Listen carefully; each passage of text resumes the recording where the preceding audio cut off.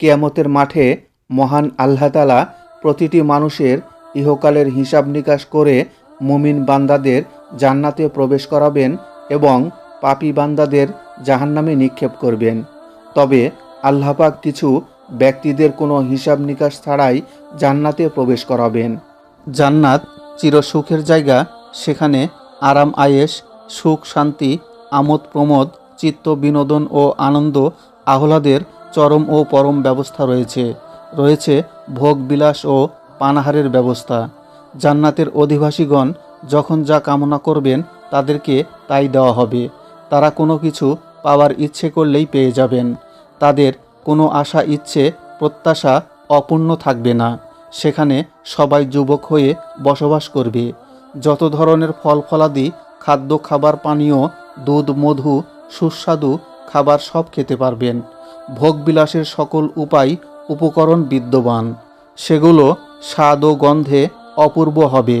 আমোদ প্রমোদ, ভ্রমণ, খেলাধুলা, বেড়ানো, বাজার করা ও শুভেচ্ছা স্বাগত জানাতে পারবে। প্রাচুর্যের কোনো অভাব হবে না। তাদের জন্য দ্রুতগামী যানবাহন থাকবে, যার সাহায্যে তাদের মনের ইচ্ছা চোখের নিমিষে তারা পূরণ করতে পারবে। নারীদের জন্য থাকবে নয়নাভিরাম স্বামী এবং স্বামীদের জন্য থাকবে নয়নাভিরাম স্ত্রী ও রূপবতী লাবণ্যময়ী হুর। দুনিয়ার সুখ শান্তির যত ব্যবস্থা আছে জান্নাতের সুখ শান্তির তুলনায় তা কিছুই না, বরং তা দুনিয়ার সকল আরাম আয়েশকে হার মানাবে জান্নাতের অভাবনীয় ব্যবস্থাপনা।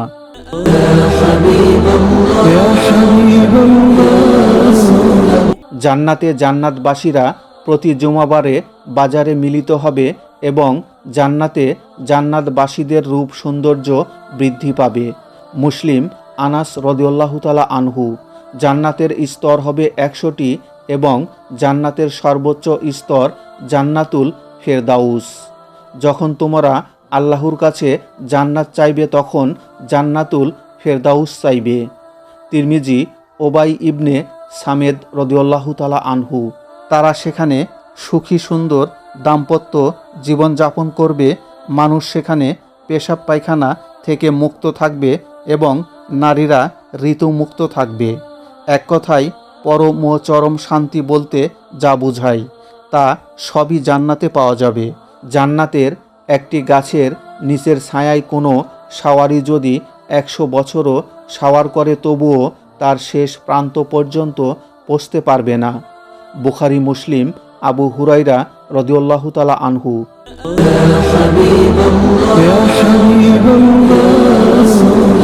জান্নাতে মুক্তা দিয়ে তৈরি 60 হাত লম্বা একটি তাঁবু থাকবে।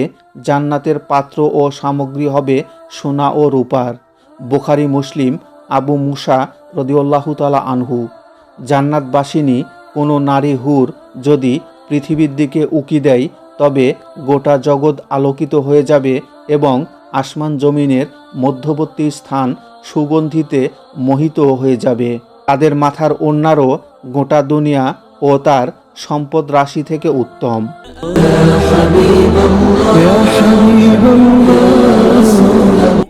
বুখারী, আনাস রাদিয়াল্লাহু তাআলা আনহু। জান্নাতে একটি চাবুক রাখার পরিমাণ জায়গা গোটা দুনিয়া ও তার মধ্যে যা কিছু আছে তা থেকে উত্তম। মুয়াত্তা, আবু হুরায়রা রাদিয়াল্লাহু তাআলা আনহু। হযরত ইবনে আব্বাস রাদিয়াল্লাহু তাআলা আনহু হতে বর্ণিত হয়েছে, প্রিয় নবী সাল্লাল্লাহু আলাইহি ওয়াসাল্লাম ইরশাদ করেছেন, আমার উম্মতের মধ্যে 70,000 লোক হিসাব নিকাশ ব্যতি রেখেই বেহেশতে প্রবেশ করবে।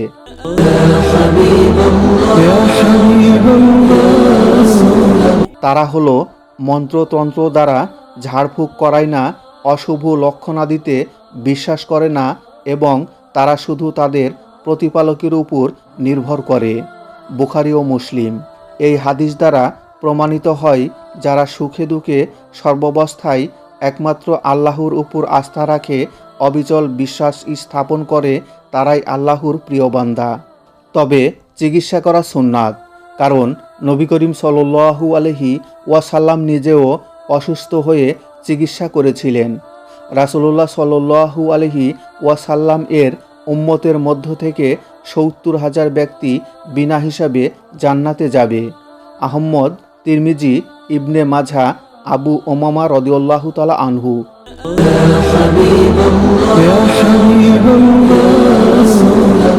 যারা রাতে আরামের বিছানা থেকে নিজেদের পার্শ্ব দেশকে দূরে রেখেছিল, এমন অল্প সংখ্যক লোক বিনা হিসাবে জান্নাতে প্রবেশ করবে। অবশিষ্ট সকল মানুষ হতে হিসাব নেওয়ার নির্দেশ করা হবে। বাইহাকি, আসমা রাদিয়াল্লাহু তাআলা আনহু। পূর্ণিমা চাঁদের মতো রূপ ধারণ করে তারা জান্নাতে প্রবেশ করবে।